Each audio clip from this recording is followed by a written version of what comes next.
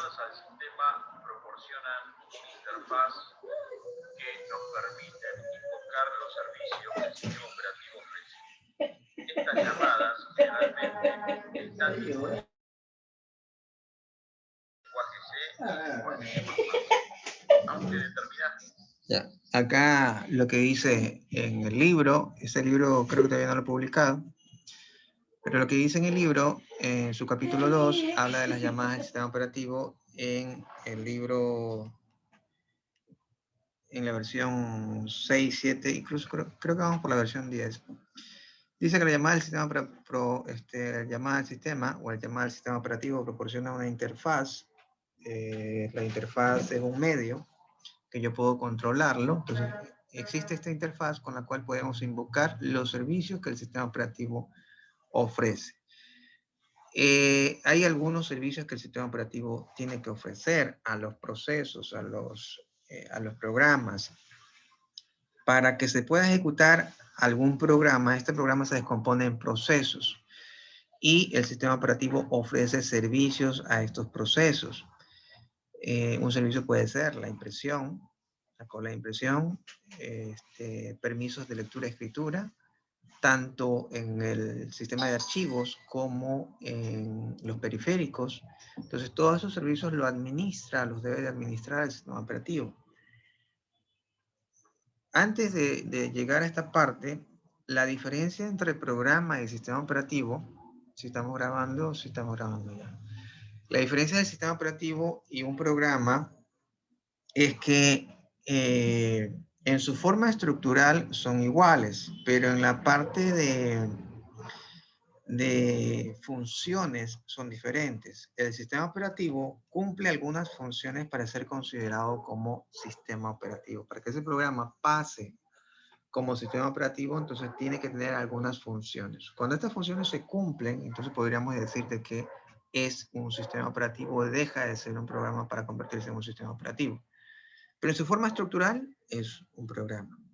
¿Cuáles son estas funciones? Las funciones principales del sistema operativo son la administración de la memoria, del recurso de memoria, la administración del sistema de archivos, administración de espacio en disco duro, la administración de los periféricos, son las principales funciones del sistema operativo. Si el programa administra estas tres cosas, podríamos decir que es un microsistema operativo, pero hay más cosas detrás. Entonces, a nivel de servicio, él tiene que proporcionar todo este tipo de administración que él maneja a los programas. El programa solicita a través de los procesos algún recurso que el sistema operativo tiene.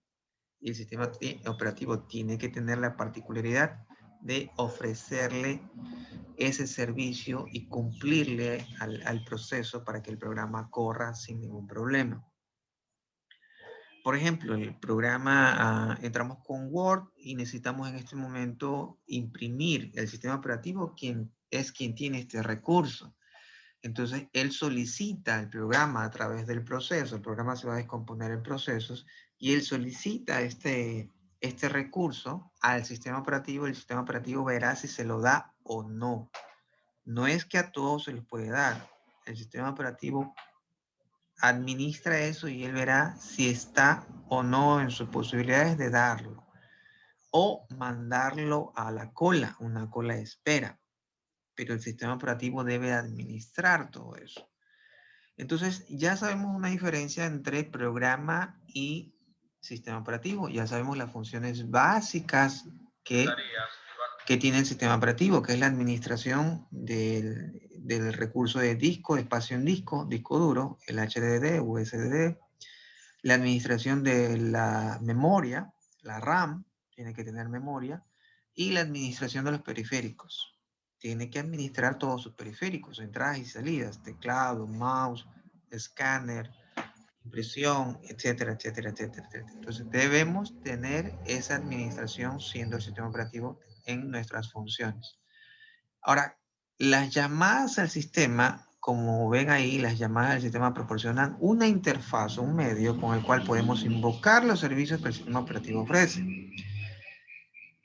Siendo nosotros procesos, teniendo en cuenta que el programa se descompone en procesos, entonces como procesos nosotros tenemos un ente que nos sirve como interfaz, un mediador. Este mediador nos permite comunicarnos con el sistema operativo para ofrecernos esos servicios. Estas llamadas generalmente están disponibles como rutinas escritas en C o C++. Eso es un lenguaje de programación. No sé si han escuchado. ¿Se han escuchado Windows 95? ¿Han escuchado Windows 95? Perdón, Windows. ¿Mande? Windows 95. Sí, Windows 95. Eso creo que es antes del XP, creo, ¿no? Antes del XP. Sí, más o menos, no estoy tan familiarizado con eso, pero sí lo he escuchado. Bueno, hay Windows 3.1, hay Windows 95, Windows 98, hay Windows XP. Las versiones de Windows. Ajá. Ya. En Windows 95, le hago mención porque Windows 95 fue desarrollado en este lenguaje, en C. Totalmente hecho en C. Entonces, esto es lo que normalmente enseñan cuando ustedes entran a un curso de programación básica. Le enseñan C. Esto también maneja subrutinas de ensamblador, si es que ustedes quieren, pero eso es un nivel ya un poco más avanzado. C++ es ya más avanzado, C++ más avanzado en cuanto a lenguaje de programación. Es un lenguaje de programación un poquito más robusto. El C con ensamblador es un lenguaje más avanzado en el sentido de que pueden hacer más cosas. C++ no puede hacer más cosas que el antecesor, pero lo puede hacer más rápido. Son dos conceptos diferentes. Entonces, estas subrutinas están hechas en este lenguaje de programación, aunque hice determinadas tareas de bajo nivel, como por ejemplo aquellas en las que se tiene que acceder directamente al hardware, entonces puede ser escritas con instrucciones del lenguaje ensamblador, que es el que le estoy diciendo. El lenguaje ensamblador es un lenguaje cercano al lenguaje máquina. No sé si han escuchado el lenguaje máquina. ¿Han escuchado vagamente? ¿O no? Es la primera vez que escuchan. Cedeño, ¿has escuchado el lenguaje de máquina? No, profe, no he escuchado. Ya. El lenguaje de programación trata de, a través de una sintaxis, a través de un lenguaje no natural, parecido al natural, como lo que ustedes están viendo en sus pantallas, tratan de dar instrucciones secuenciales en forma ordenada al computador para que éste haga lo que las instrucciones indican, paso a paso. Pero deben de tener un orden. Entonces ustedes le indican el orden y él ejecuta el proceso. Ese es el lenguaje natural. Entonces, un lenguaje como C tiene que aprenderse la sintaxis para dar estas instrucciones al programa y él pueda ejecutar lo que las instrucciones le indican. Recuerden que las instrucciones tienen que tener un orden, tienen que tener una secuencia. Eso es el lenguaje C. El lenguaje C++ es un lenguaje orientado a objetos. Es más parecido al lenguaje que están leyendo en sus pantallas, el lenguaje, digamos que español, para poder programar. Es más parecido a nuestro lenguaje diario. El lenguaje ensamblador es un lenguaje de bajo nivel, no es nada parecido al lenguaje cotidiano, sino es un lenguaje basado en registros A, B, C, y las instrucciones como mover, dividir, multiplicar, son pequeñas instrucciones para poder construir un gran programa. Es más o menos como que nosotros queremos construir una casa, pero solo tenemos un combo y un cincel. Y con eso tenemos que construir la casa, con combo y cincel. Eso podría ser similar a lo que es el lenguaje ensamblador. El lenguaje C, ya no tenemos el combo y el cincel, sino que tenemos un bailejo, tenemos un taladro, tenemos una tina para hacer la mezcla. Entonces tenemos herramientas un poco más avanzadas para hacer la casa. Un lenguaje C++ podría ser que ya tenemos todo un poco más automatizado. Tenemos una máquina que enluce, tenemos una máquina que empasta, tenemos maquinarias para lijar, tenemos maquinarias para fundir, tenemos un aparato para hacer las amarras en las varillas. Ya no lo hacemos a mano. Entonces las herramientas van mejorando a medida que el lenguaje va mejorando. Para que tengan una idea de qué es un lenguaje ensamblador. El lenguaje máquina ya no es con combo y martillo. El lenguaje máquina es con las manos. Netamente con las manos. Ustedes verán cómo hacen sus herramientas, pero lo tienen que hacer a mano. Ya no hay herramientas. Ustedes las hacen solitos. Entonces, esos son los niveles de dificultad que tiene un lenguaje a otro. Ahora, ustedes dicen, no, que con las manos me demoro. Depende. Depende. Ustedes van a decir, bueno, con esta máquina, ¿cómo hago cierto diseño? Tengo que hacerlo a mano porque ahí ya no alcanza el equipo. Hay, por ejemplo, rincones en que ningún aparato, ninguna maquinaria tienen para entrar a un rincón y lo deben de hacer con la mano. No hay otro. Entonces tienen que bajarse de toda esa maquinaria para hacerlo a mano. Ese es más o menos el lenguaje máquina. El lenguaje ensamblador pues exige un poquito más de herramientas, pero ustedes ven ya los niveles de dificultad que tienen en un lenguaje a otro. Las maquinarias aumentan en su número, aumentan en su desempeño, tienen más herramientas. En cambio, al bajar de nivel tienen pocas herramientas y con eso construyen todo. Entonces, los tiempos en desarrollo pues varían dependiendo del lenguaje de nivel que están programando.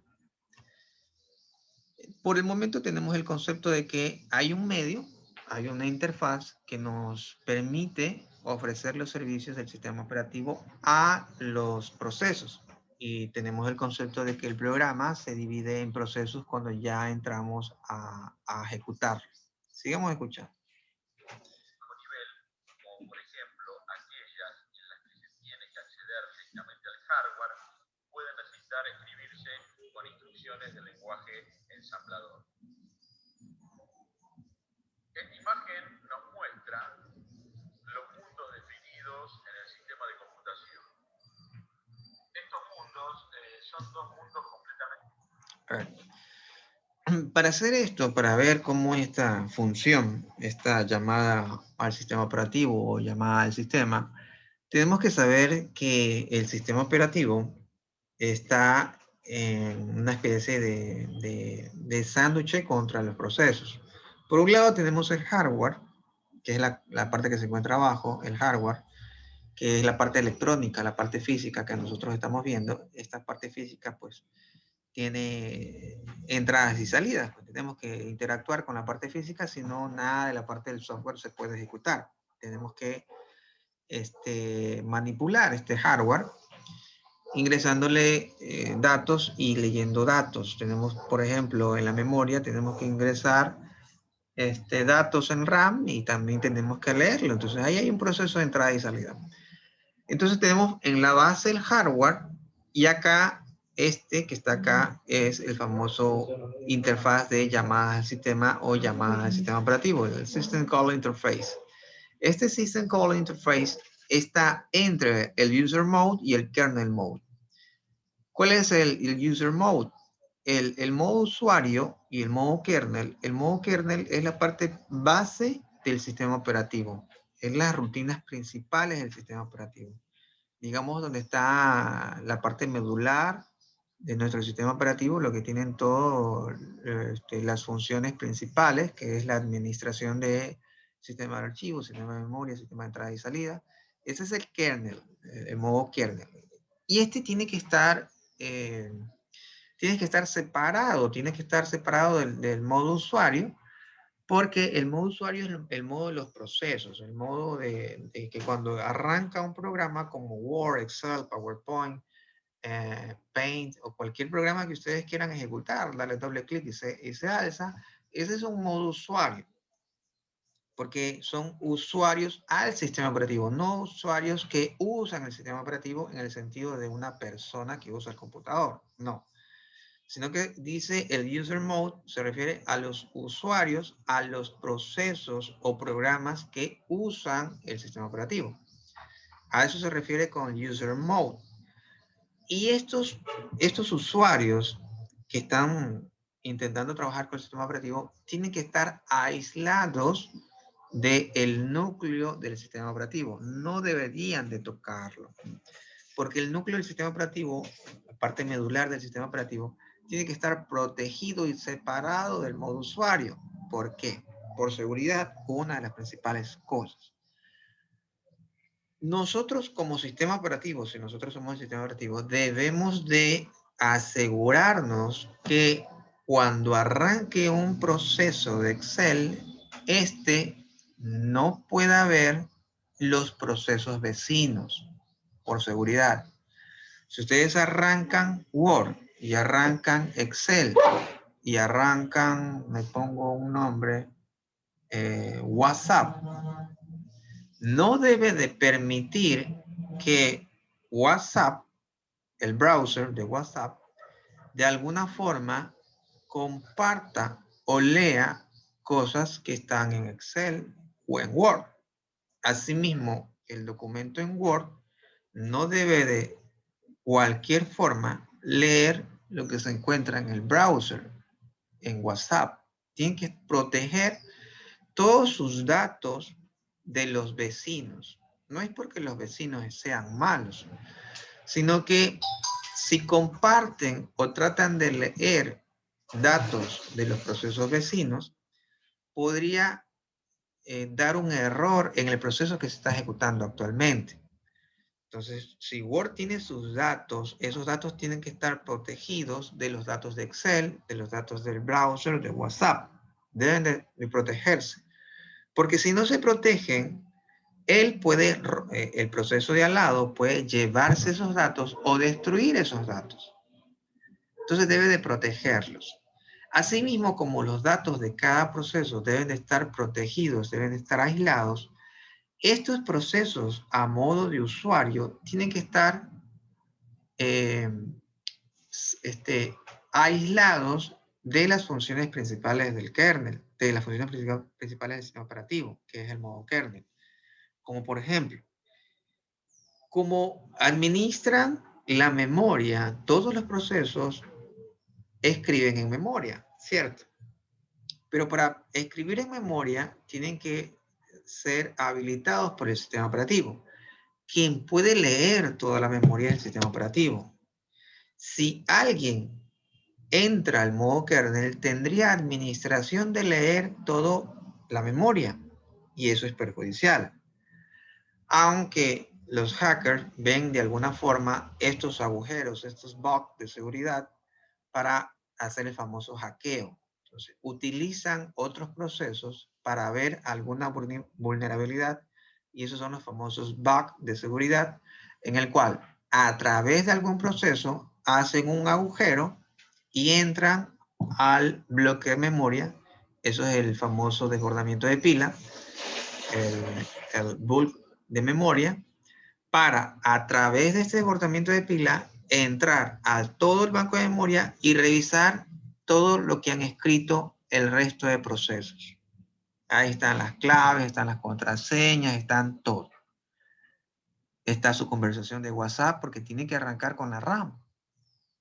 Entonces, por eso es que necesitamos proteger las funciones principales del sistema operativo, que son el kernel mode, el modo núcleo, del user mode, el modo de usuario. ¿Hasta ahí está claro? ¿Alguna pregunta? Liz Intuña, ¿alguna duda?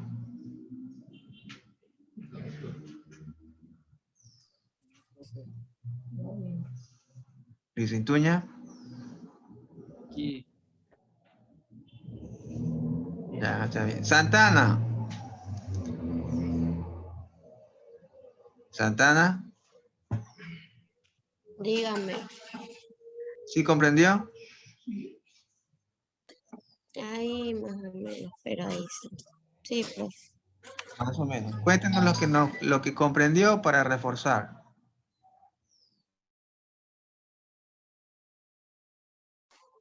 Mande. Cuente lo que comprendió para reforzar si tiene algún problema.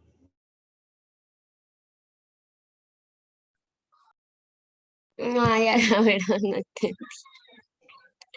Ya, perfecto, no entendió. Pero sí ¿Qué es lo estoy que aquí. entendió?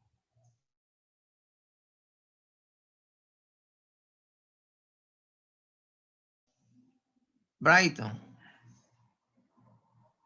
Sí, cuéntenos lo que comprendió. sobre la llamada al sistema. Llamada al sistema, perdón. ¿Lo escuchamos? Pero sobre eso, Todo lo que comprendió. mm,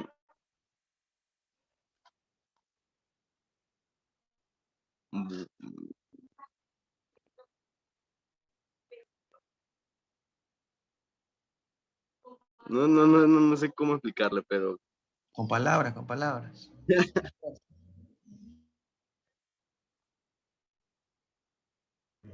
Balcázar, cuéntenos. no sé cómo explicarle. Dígame, ingeniero. Misma pregunta, ¿qué comprendió? A ver, comprendí en que los procesos se deben manejar de manera separada, que no se pueden mezclar la información de un proceso con otro proceso, porque si se llegasen a mezclar, van a marcar algún error. Y utilizando este tipo de vulnerabilidad, algunos programas que tienen virus se logran colar dentro de nuestro dispositivo. Ya.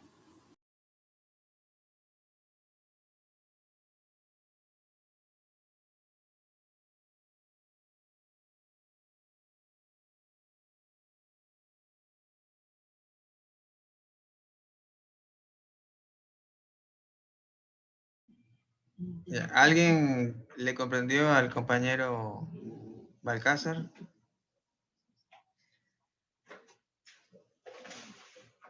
Sí, sí se le comprende. ¿Alguna duda?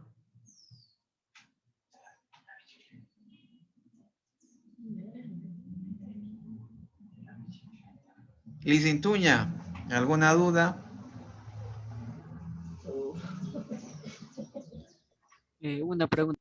Si el C y el C++ sirve para hacer sistemas operativos y es JavaScript y el Java, ¿para qué sirve? Porque también me han dicho que sirve para eso de programación. Claro. El C, como les dije, se usó en Windows 95. En todo el desarrollo de Windows 95 se lo hizo en C. El resto de programas también. Recuerden de que les estaba hablando de las funciones principales del sistema operativo. Y si un programa cualquier programa cumple estas funciones, podríamos decir que es un sistema operativo. O al menos un microsistema operativo. Como programa. Y como programa puede ser desarrollado con cualquier lenguaje de programación. No solo C, cualquier lenguaje de programación. Hay muchos. Hay Smalltalk, Visual Basic, JavaScript. Son lenguajes a nivel de script. Pero ya eso como que es mucho para hacer sistema operativo, pero es posible. Es posible hacerlo mediante script. Está Visual Basic. Está C Sharp. Está Java. Está ensamblador. Está Ruby. Están otros lenguajes más. Está Basic. Está... ya se me escapan otros lenguajes. Pero en cualquiera ustedes pueden desarrollar aquello. No es exclusivo de C. Pueden hacerlo en cualquier lenguaje. Lo principal es que cumplan esas funciones. Si cumplen esas funciones, entonces podría ser que se lo considere como un sistema operativo o al menos un microsistema operativo. ¿Alguna otra pregunta? Entonces, resumiendo, la llamada al sistema o la llamada al... Profe, una pregunta, disculpe molestarlo. Una Dígame. consulta. Ya que estamos hablando de esto, justamente había dicho sobre algunas aplicaciones se llegan a meter dentro de nuestro dispositivo y de esa forma tienen virus. Bueno, al grano. ¿Usted opina que sea recomendable o no usar estas aplicaciones modificadas, por ejemplo, las de WhatsApp? Está el Plus, el GB, etcétera, etcétera. ¿Usted qué opina? Excelente pregunta. Estamos hablando de seguridad. Seguridad de la información y la seguridad informática.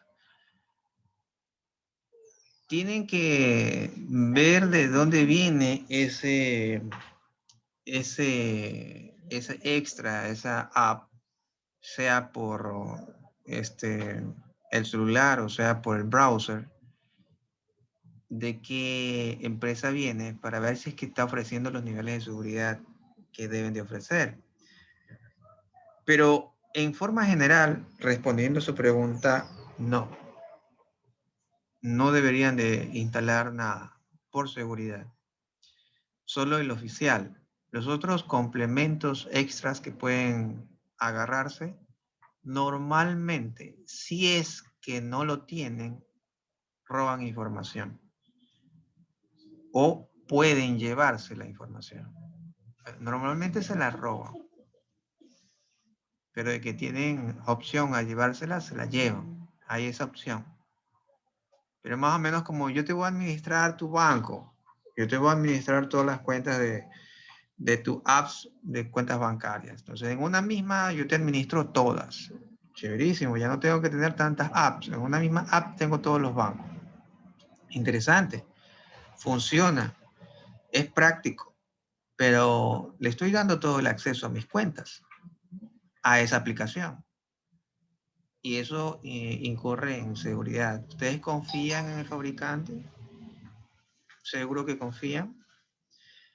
Solo por poner un ejemplo, el mes pasado se encontró que en el Google Play, encontraron más de 5.000 apps que tenían, que tenían agujeros de seguridad abiertos, podían llevar su información.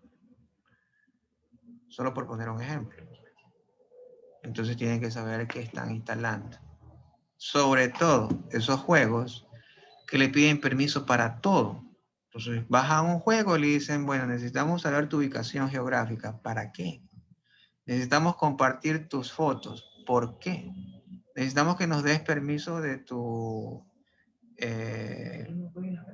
cámara, de tu micrófono. ¿Por qué necesitan mi micrófono? Entonces, si ustedes aceptan esas condiciones, le están dando la apertura a que el programa pueda entrar a todo lo que ustedes le permitieron. Entonces, basado en eso, remotamente yo puedo controlar el programa porque yo lo desarrollé, habilitar el micrófono cuando yo quiera, leer sus fotos cuando yo quiera, porque ustedes permitieron el programa para que lo haga. El sistema operativo lo que hizo es que le dio la potestad a ustedes que le den el permiso, ellos ya no se responsabilizan, como ustedes ya le habilitaron el permiso, entonces es un programa con su consentimiento y puede tener acceso el desarrollador a todo eso. No sé si con eso respondí a su pregunta. Ingeniero, una cosa. Pregunte. Últimamente se ha visto que también WhatsApp, o sea, el original, el que se utiliza en la Play Store, también tiene esos problemas que dice, de que también está robando información, pero ellos mismos, pero de una forma, ¿cómo le digo? Oculta, de que desde el momento que tú haces tu cuenta ahí, ellos ya tienen tu información, pueden ver tu conversación, pueden ver lo que tú compartes, y desde ese medio ellos pueden darte, ¿cómo le digo? Ay, ¿cómo será? Ay, me olvidé. Bueno, lo que le iba a decir es que desde ese medio ellos pueden también entrar y robarse información, y desde la última esta actualización que supuestamente fue en enero, de que iban a haber una nueva política, de que supuestamente que si no aceptabas esa política, el 8 de febrero no se iba a poder utilizar la aplicación, de que te iban a cancelar, de que de ley tenías que aceptar esa política. Sí, Después de... comprendo lo que me está diciendo. A ver, la política se hizo una ola en internet y de ahí todo se fue a Telegram. Sí, y se cambiaron a aplicaciones modificadas como el Delta, el Plus y todo eso. Sí, se fueron muchos se fueron al Telegram y salió otro Snipping, creo que se llama, o Sniff, algo así. Slim. Slim, sí, otra aplicación, sí, similar, no la había escuchado, más he escuchado Telegram, porque Telegram tenía otras características particulares y competía bastante con WhatsApp. Lo principal era que la cantidad de usuarios era mucho más que WhatsApp, hasta que hizo una actualización WhatsApp y podía tener más usuarios. Me parece que era 200 usuarios, 250, y Telegram permitía 300 o algo así. Después, pues, WhatsApp permitió más personas por grupo y Telegram, pues, ya quedó en cierta forma al olvido. Ahora, en cuanto a esas políticas, no son nuevas, sino que con WhatsApp lo hicieron como que más, poner más atención en aquello. Pero, ¿qué ocurre? Todos, absolutamente todos los programas, todas las aplicaciones de las grandes empresas, estamos hablando de Facebook, estamos hablando de Instagram, de todas las redes sociales habidas y por haber, el hi-fi que está allá en el olvido, todos, absolutamente todos, incluso Google, hacen una recopilación de todo lo que le pueda permitir el browser. Todo. Eso no es nuevo. O sea, quizás para ustedes es nuevo, pero para mí, como yo estoy más en el ambiente de seguridad, conozco que todas las aplicaciones la hacen. Todas las aplicaciones de las empresas fuertes. Microsoft, por ejemplo. Y hay espionaje internacional también. Entonces hay casos de espionaje internacional también, pero ahí estamos saliéndonos un poco de la parte del sistema operativo, pero para concluir a su pregunta. Vamos a concluir su pregunta con un ejemplo. Cuando ustedes navegan en Google, la información de su sistema de posicionamiento global es guardada. Y no solo es guardada, sino se maneja un historial. Entonces, Google, solo por el hecho de navegar y buscar, Google sabe dónde ustedes duermen, dónde ustedes se mueven, dónde pasan normalmente su tiempo, si salen de sus casas o no salen de sus casas. Hacen un tracking de todo y lo maneja un historial bastante fuerte. Me parece que almacena hasta 2 años vistos, pero en sus servidores tienen toda esa información. Entonces, hablar de privacidad, en cierta forma, no la tenemos en el Internet, con ninguna aplicación. Eso para concluir. ¿Alguna pregunta o alguna otra pregunta? Hagan sus preguntas. Bueno, entonces como ya resolvimos el caso de Cristian en cuanto a la parte del modo usuario y modo kernel, sigamos escuchando el video. Por un lado tenemos el mundo donde habitan los procesos de los usuarios y por otro lado tenemos el mundo donde habita el hardware. Evidentemente, la diferencia de estos mundos hace que necesitemos de algún mecanismo para poder relacionarnos. O sea que los procesos de los usuarios que van a necesitar el hardware para ejecutar van a tener que acceder a él. Y el mecanismo que nos provee el sistema operativo para poder comunicar los procesos con el hardware, o parte de ese mecanismo, son lo que nosotros conocemos como las llamadas al sistema. Los procesos entonces utilizarán esas llamadas para poder acceder al hardware. En este caso, se muestra en la imagen cómo un proceso de usuario quiere acceder a un dispositivo de entrada o salida. Entonces, en este caso, ahí se ve que hay una operación o una petición de lectura de un dispositivo de entrada.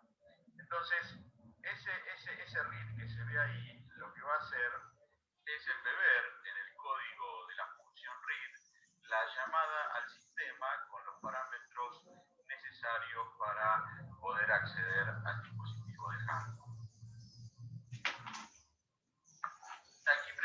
tenemos algunas llamadas al sistema para el control de procesos. Por ejemplo, el sistema tiene que brindar al usuario la posibilidad de terminar procesos, de abordar procesos, de cargar y ejecutar procesos, de crear procesos y de terminar procesos, de obtener los atributos del proceso y definir atributos del proceso. Aquí vamos a, digamos, este punto, obtener atributos del proceso, luego lo vamos a ejemplificar con un simple ejemplo. También el sistema tiene que brindar... Bueno, acá ofrece demasiadas funciones el sistema operativo. Como les dije, el programa se descompone en procesos.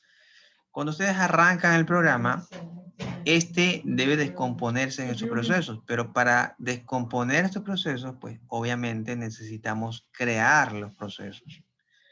Terminar también los procesos, un proceso terminado, como sabemos sus estados. Eso ya vemos en la planificación de procesos más adelante, pero por el momento sabemos que cuando nosotros arrancamos un programa, ese programa debe descomponerse en procesos. Y para eso necesitamos un control de esos procesos.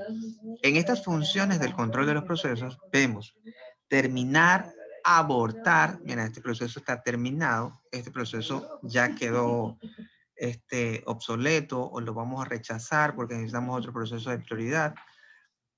La otra función es cargar el proceso, cargarlo a memoria. La otra es ejecutar el proceso.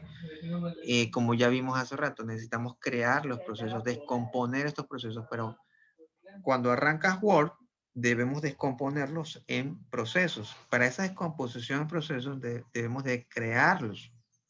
Ya tenemos el Word a cargar, entonces ese Word tenemos que empezar a saber cuál es el proceso de arranque y el resto de procesos. Pero necesitamos crear ese proceso de arranque, crear otros procesos y empezamos a descomponer este gran programa en pequeños procesos.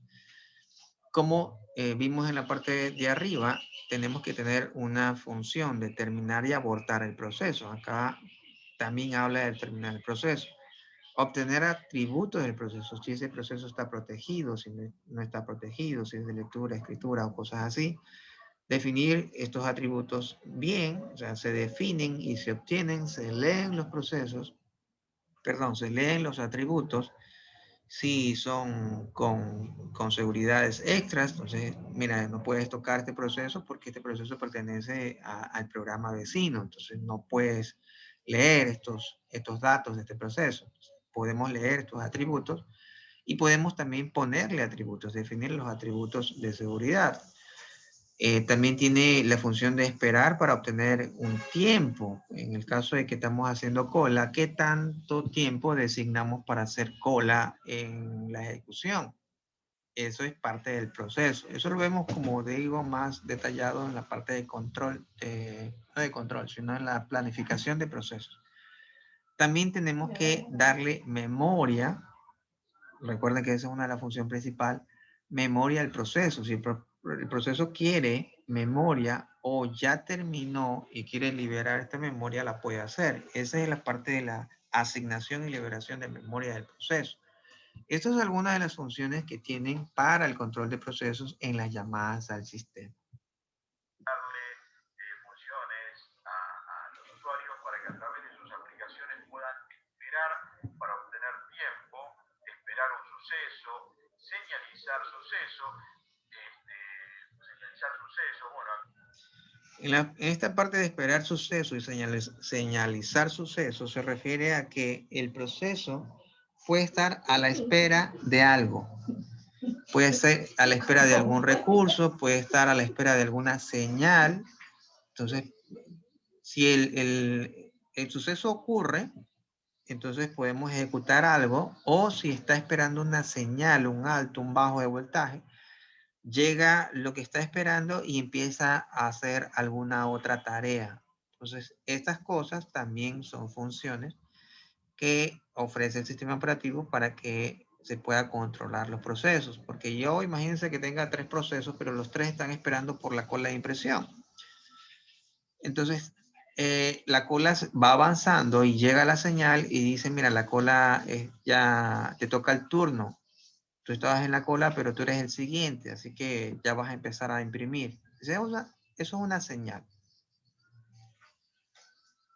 el sistema operativo nos brinda todo un mecanismo de señales para que se puedan señalizar los procesos y, por ejemplo, asignarle memoria a un proceso y liberar memoria pedida por un proceso o liberar la memoria del proceso.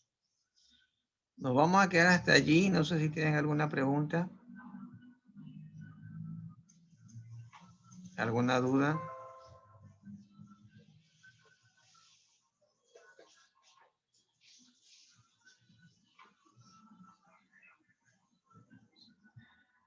Cirino me ha preguntado, antes de instalar Office, me pide instalar el C++. No, le pide instalar no el lenguaje C++, sino le pide un complemento de C++, porque está basado en C++.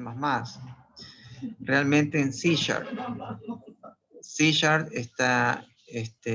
fue el lenguaje para construir el Windows 2016, Windows 2019, perdón, el Office 2016, desde el Office 2013 me parece, que ya pide ciertos complementos, incluso el framework también le puede pedir, que está basado en C++.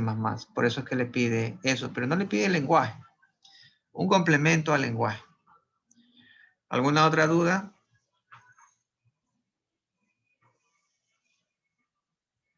Bueno, si no hay más dudas, recuerden que en cualquier momento se toma lección, preferiblemente oral, así que estén atentos.